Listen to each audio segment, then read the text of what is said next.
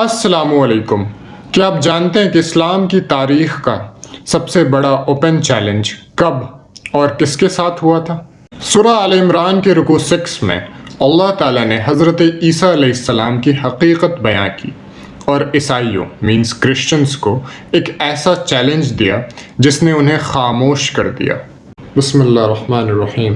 نجران کے عیسائی عیسیٰ علیہ السلام کو خدا مانتے تھے کیونکہ ان کا کوئی باپ نہیں تھا۔ اللہ نے اس کا بہت خوبصورت اور لاجیکل جواب دیا۔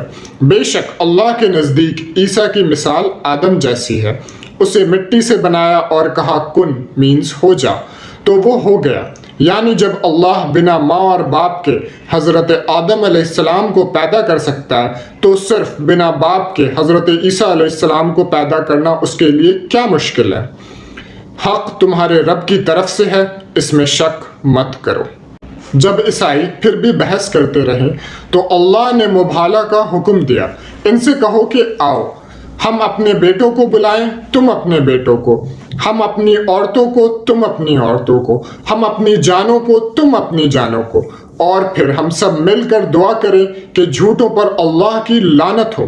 جب نبی صلی اللہ علیہ وآلہ وسلم نے اپنی فیملی مینز مولا علی، فاطمۃ الزہرا، امام حسن اور امام حسین کو لے کر میدان میں آئے تو عیسائی ان کے نورانی چہرے دیکھ کر ڈر گئے اور چیلنج قبول کرنے سے پیچھے ہٹ گئے۔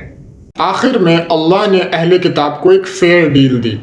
آؤ ایک ایسی بات کی طرف جو ہمارے اور تمہارے درمیان کامن ہے کہ ہم صرف اللہ کی عبادت کریں اور اس کے ساتھ کسی اور کو شریک نہ ٹھہرائیں۔ لیسن: حق ہمیشہ واضح مینز کلیئر ہوتی ہے۔